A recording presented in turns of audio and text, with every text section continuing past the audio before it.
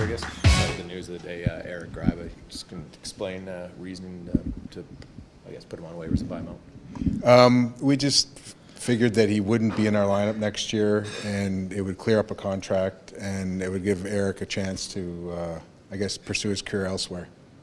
The cap space, the fact that he technically could have been like not on the cap this year, but whereas you add some space for the next two, was that a consideration? A little bit, yeah. I mean, that's part of the equation, and I think it works out to 300 cap space, but that factored into the decision. But at the end of the day, we decided to buy him out. Peter, can you characterize how aggressive you will be heading into this draft? Lots of trades happen in trying to address your need, maybe on the blue line in particular. Are you going to be aggressive in trying to fill that need, or if you come away with the same blue line you have, are you okay? I'd be okay with it, Ryan, but having said that, we would look to move the pick if the right player is available, NHL player, defenseman's available. I've had some discussions with some teams, so I mean it's still ongoing, but I would look at that. Peter, it was very hard last time you got a right shot defenseman, get Alan Larson. Is it just as hard now? I mean, it seems like that's the currency in the league. Everybody seems to want a right shot defenseman. Yeah, just on the righty versus lefty, Jim. I mean, I know that's a hot topic, but just from an offensive perspective of the defenseman that we would be looking for, if it could be a right shot, that'd be great. But I'm not just closed in on the right shot. But they're hard to get. Yeah, no, they're hard to get, and there's some in the draft too. So at 10, we think that there might be that defenseman available, and we may have to move up.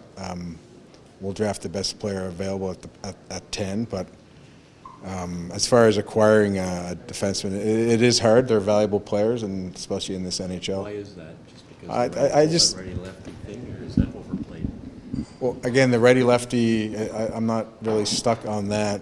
As far as this type of offensive defenseman, I think there are players that can handle pucks from both sides and pass pucks from both sides.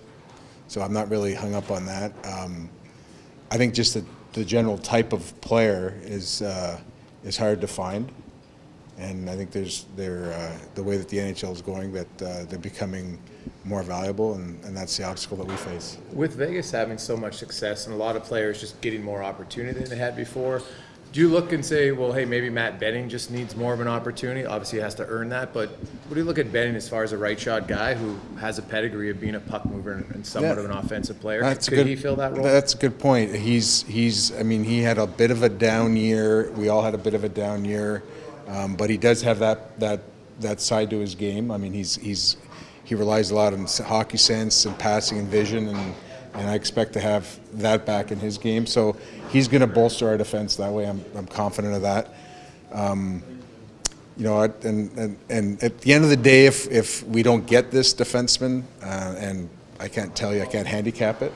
I mean, I think our D will be better, and examples, Matt Benning getting his game back in order, and some of our other D also. Would you say it's a priority to get a defenseman in the first round, whether it's 10 or if you're able to move up a little bit? Like, are you more likely to move it if your preferable D are gone by 10? No, it's not a priority. I mean, there are some good defensemen in the top part of the draft.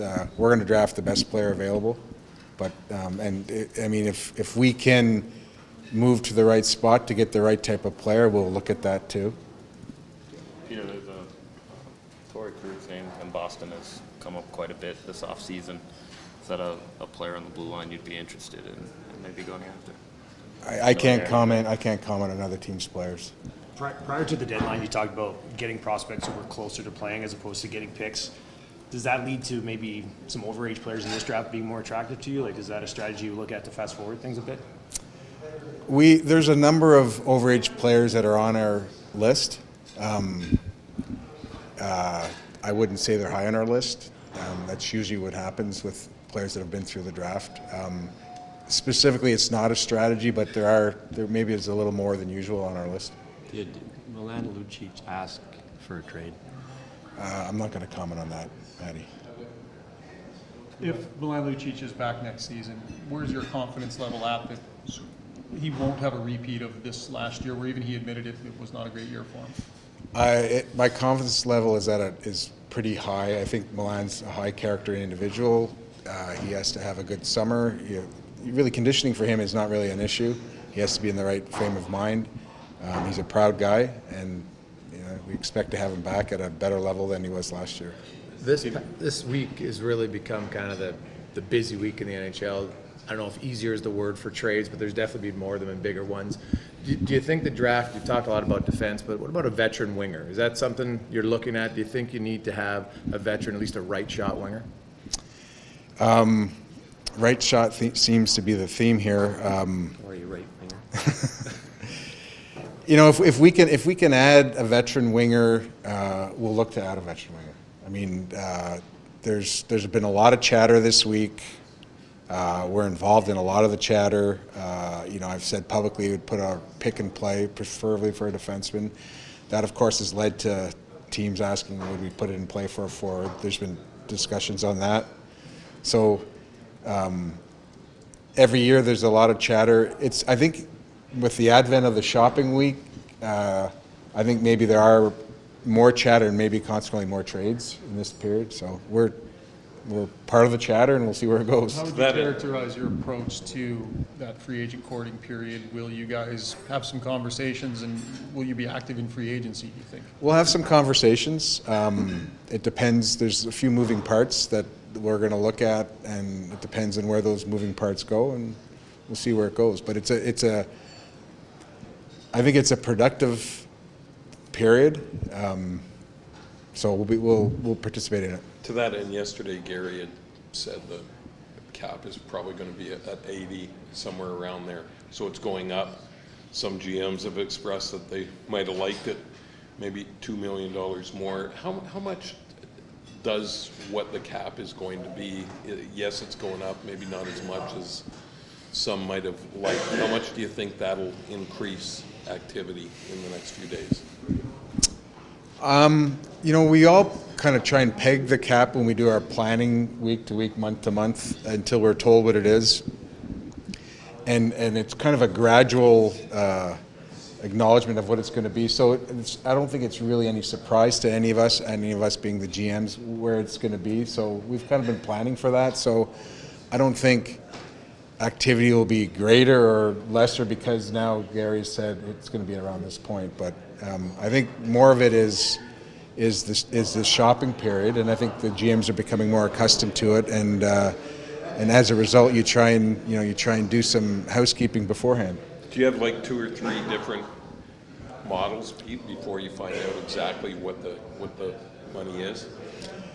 Yeah, I mean you roll out certain rosters with certain cap numbers, but as I said, it's not really a surprise to us that Gary said what he said. Like, we kind of been, you can kind of figure it out on your own what it's going to be throughout the course of the year. There was news about the goaltenders finally going to change their upper body. It's going to be a lot more form-fitted. They feel that it's going to be a significant difference. What's your thoughts on it, and how do you think that impacts your 2 goalies? I think it's good for the game. I think I was part of that competition committee that brought that forward, and I know Kay Whitmore and the crew did a good job in getting it brought forward. It's a level playing field. So I think our goalies are both athletic, and I think they'll adapt, and I think it'll be good for the game. What is it challenging on defense for when you're building a core to find the right balance between guys that can play offensively and sort of the responsibilities they still have defensively?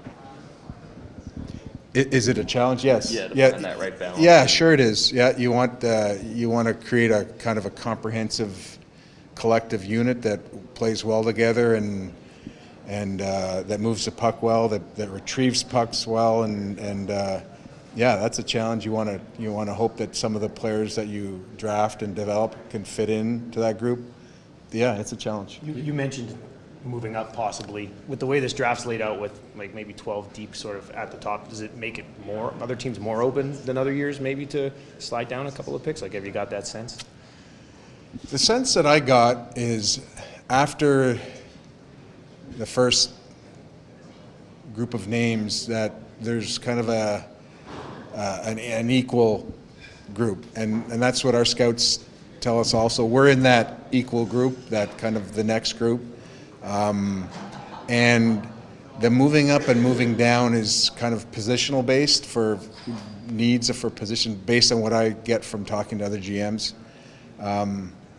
But I think you're going to get a good player. You're going to get a good player at 8, 9, 10, and that player may have, in certain circumstances, may be taken 5, 6, 7 on one day or 8, 9, 10 the next day. So while there's been a lot of talk about moving up or down, and we've talked about it, I don't know necessarily if it'll happen. What, Peter, you've signed 2 guys, Chiarelli and Benning. How are you making out with Darnell Nurse, who's presumably in your core in terms of short-term contract, long contract like Nuge and these other guys have had? Well, what I can tell you there, Matt, I don't really want to comment on negotiations. We're trying to sign our guys, and he's in that group. Peter, obviously, last night at the awards, you had a guy on your team win a major award, and a guy who was on your team win an individual award. I mean, his thoughts on McDavid, and also, Hall's season, and your reaction to how he was able to do that for New Jersey this year. I thought Connor had a learning season, and having said that, he won the scoring, and I think he won the players' vote for MVP. So, I mean, I think he's learned a lot from this year, and on and off the ice as far as leading a team. But I think he had a very good year, nonetheless. I think Taylor had a very good year with New Jersey. He helped them get into the playoffs, and I'm happy for him that he won the Hart. Okay, thank you.